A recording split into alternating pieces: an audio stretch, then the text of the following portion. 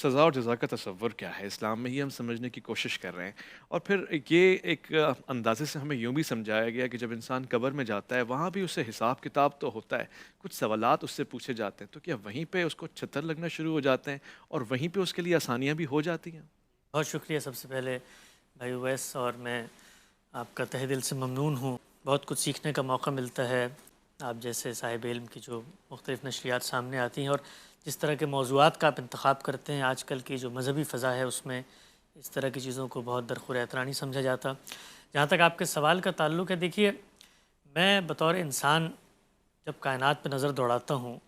تو میرے سامنے کچھ چیزیں وجودی حقیقت کے طور پہ آتی ہیں۔ پہلی چیز یہ ہوتی ہے کہ میں مخلوق ہوں۔ اگر میں مخلوق ہوں تو عقل اس کا تقاضا کرتی ہے کہ وہ خالق ہونا چاہیے۔ انبیاء کی خبر ہمیں یہ بتاتی ہے کہ خالق موجود ہے۔ اب اگر خالق موجود ہے تو خالق کی اسکیم کیا ہے، خالق کی دنیا میں منشا کیا ہے، خالق کی خواہش کیا ہے، اس سب کی خبر مجھے صرف روئے زمین پہ ایک شخصیت دیتی ہے، روئے پیغمبر کی ذات والا صفات۔ یہ وہ چیز ہے کہ جس کے بارے میں کوئی نقد و استدلال میں، کوئی استنباط و استقرا، کوئی بات کچھ نہیں کر سکتا۔ جو کچھ مجھے روئے زمین پہ کھڑا ہوا ایک شخص، خدا کا ایک منتخب مصطفیٰ فرستادہ بتا دیتا ہے کہ یہ اللہ کی منشا ہے، مجھے اس کے سامنے سر تسلیم خم کرنا ہے۔ اللہ تعالیٰ کی اس خواہش کو پیغمبر نے ہم تک پہنچایا ہے اللہ کی کتاب کے ذریعے، اور اس میں اس نے بتا دیا ہے کہ یہ دنیا جس پہ تمہیں بھیجا گیا ہے یہ رائی کا غلہ نہیں ہے، یہ کیلنڈر کا کھیل نہیں ہے، یہ رام کی لیلا نہیں ہے، بلکہ اس کے بعد ایک جزا و سزا کا دن مقرر کیا۔ اگر وہ خالق ہے، اس نے تمہیں ارادہ اختیار شعور دیا ہے، تو اب تمہارے سوء استعمال پر وہ تم سے سوال کرے گا۔ یہ اس کی صفت خلاقیت کا بھی تقاضا ہے اور صفت عدل کا بھی تقاضا ہے۔ خالق نے اپنی کتاب میں جو اس حوالے سے ہمیں باتیں بتائی ہیں، وہ باتیں یہ مانتے ہوئے بتائی ہیں کہ تم لوگ اپنی عقل، اپنی بصیرت میں محدود ہو، ایک نادیدہ عالم ہے دنیا سے رخصت ہونے کے بعد، لہٰذا ان چیزوں کے بارے میں تمہیں امیجری کی صورت میں، متشابہات کی صورت میں کچھ جھلک دکھاتا ہوں کہ وہاں کیا ہوتا ہے۔ تو قرآن مجید کا مطالعہ کرنے سے ہمیں پتہ چلتا ہے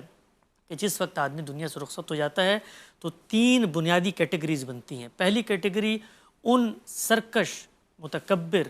لوگوں کی ہیں کہ جن کے بارے میں کوئی دو رائے نہیں ہے کہ وہ انسانیت کے دشمن تھے، جیسے آپ کہتے ہیں کہ فرعون تھا، جیسے آپ آج کے دور میں بھی دیکھ سکتے ہیں بعض ٹارگٹ کلرز ہوتے ہیں کہ جن کے بارے میں کوئی دو رائے نہیں ہے کہ انہوں نے اللہ کی شریعت کو بھی پامال کیا اور اللہ کی مخلوق کے حقوق کی بھی تلفی کی ہے۔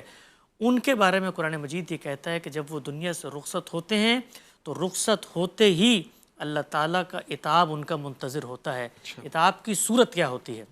عتاب کیسے دیا جاتا ہے، اس کا شعور میں اور آپ نہیں رکھتے، رکھ بھی نہیں سکتے، اس لیے کہ جس جہاں میں ان کو عتاب دیا جاتا ہے ہم نے وہ جہاں دیکھا ہی نہیں، وہ نادیدہ عالم ہے۔ لیکن یہ بات پیش نظر رہے کہ خود اللہ کی کتاب یہ بات بتاتی ہے کہ جنت اور جہنم جہاں پر انسان کو لے کے جانا ہے وہ بھی تخلیق ہونے ہیں۔ اچھا، چنانچہ وہ تخلیق نہیں ہوئے اور وہ دنیا سے چلا گیا ہے تو کوئی درمیان کی جگہ ہے، اس کو آپ برزخ کہیے، اس کو آپ کسی اور تعبیر سے بیان کر دیجئے، وہ ہمارے ہی تہ ادراک میں نہیں آتی۔ وہاں پر اللہ تعالیٰ کہتے ہیں کہ پھر ان کو مرتے ہی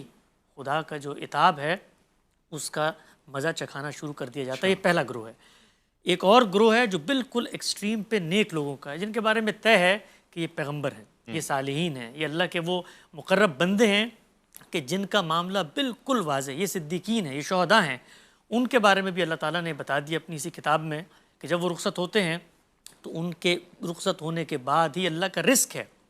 جو ان تک پہنچنا شروع ہو جاتا ہے۔ اس رزق کی نوعیت کیا ہوتی ہے، وہ رزق کیسے پہنچتا ہے، ان کی ارواح کو کیسے اللہ تعالیٰ تسکین آسودگی دیتا ہے، ہم اس کا شعور نہیں رکھتے، ہمیں صرف اتنی بات بتائی گئی ہے۔ اور تیسرے ہم آپ ہیں، ہمہ شمہ، کمزور، ناقص، ناتواں مسلمان، جن سے غلطیاں بھی ہوتی ہیں، لغزشیں بھی ہوتی ہیں، کوتاہیاں بھی ہوتی ہیں، کبھی توبہ رجوع انابت کی طرف بھی چلے جاتے ہیں، کبھی کبھی دل میں گھمنڈ، تکبر اور بغض، عداوت اور حسد بھی پیدا ہو جاتا ہے، تو وہ ہم عام لوگ ہیں۔ ہم عام لوگوں کے بارے میں قرآن مجید کے اشارات یہ بتاتے ہیں کہ ہم سلا دیے جاتے ہیں، اور پھر قیامت کے دن جب سور پھونکا جائے گا تب ہم اٹھیں گے، اور پھر اس دن ہماری جزا و سزا ہوگی۔ جو آپ نے بات پوچھی تھی جو ہمارے بہت زبان زد عام ہے کہ قبر میں سوال ہوں گے، جی، پوچھا جائے گا کہ تمہارا رب کون تھا، تمہارا دین کیا ہے، تو پیغمبر کون ہے، اور کہا جاتا ہے کہ لوگ اس کو پہچان لیں گے۔ عذاب قبر کے حوالے سے ذخیرہ حدیث کے پورے کے پورا جو مجموعہ ہے، اگر آپ اس کا استقصاء کریں تو دو اور دو چار کی طرح یہ بات واضح ہو جائے گی کہ یہ اصل میں رسالت مآب صلی اللہ علیہ وسلم کے مخاطبین کے بارے میں آپ صلی اللہ علیہ وسلم کی ایک پیشن گوئی تھی، اچھا، اور آپ نے ان کو یہ بتایا تھا کہ تم لوگوں کا معاملہ عام لوگوں کا معاملہ نہیں ہے، تم لوگوں کے ساتھ زمین کے اوپر جزا و سزا ہو رہی ہے۔ جن اچھا لوگوں نے پیغمبر کا ساتھ دیا ان کو اللہ تعالیٰ نے دنیا میں حکومت دی، ان کو برتری دی، اور جن لوگوں نے ساتھ نہیں دیا ان کو زمین کے پیٹ سے صفایا کر دیا، ان کا قتال کا حکم دیا گیا، جی اور وہی عذاب جو آخرت میں ہونا تھا اس کا ایک ٹریلر، اس کا ایک ریپلیکا روئے زمین پہ دکھایا گیا۔ صحیح تو آپ کے جو ساتھی تھے ان کے بارے میں یہ بتایا گیا کہ تم جب دنیا سے رخصت ہوگے اچھا تو تمہارے ساتھ یہ معاملہ ہوگا اور تم پہچان لوگے اس پیغمبر کو۔ آپ دیکھیے نا، آپ خود سوچئے جب کہ دیکھا اگر نہیں مجھ سے آپ سے سوال ہوگا تو میں نے تو پیغمبر کو دیکھا ہی نہیں ہے، تو میں کیا جواب دوں گا کہ بھئی پیغمبر کی شخصیت میرے سامنے رکھی گئی ٹھیک ہے۔ ہے تو بالکل ان روایتوں کی بھی سمجھ میں آتی ہے، جب آپ تمام روایتوں کو پڑھتے ہیں اس میں صراحت ہو گئی ہے اس بات کی کہ تم لوگوں کے ساتھ یہ معاملہ ہوگا، اور عقل بھی اس بات کو تسلیم کرتی ہے کہ ان کے ساتھ اگر اللہ تعالیٰ نے کوئی اس طرح کا معاملہ کرنا ہے تو کیا جا سکتا ہے، اس لیے کہ وہ واقف تھے۔ ٹھیک ہے گویا وہ لوگ تھے صدیقین شہداء میں سے کچھ جیسی دنیا سے رخصت ہوئے، ان کو اس مرحلے سے گزار کے اللہ تعالیٰ نے اسی کیٹیگری میں ڈال دیا کہ رخصت ہوتے ہی اللہ کا رزق ان تک پہنچ رہا۔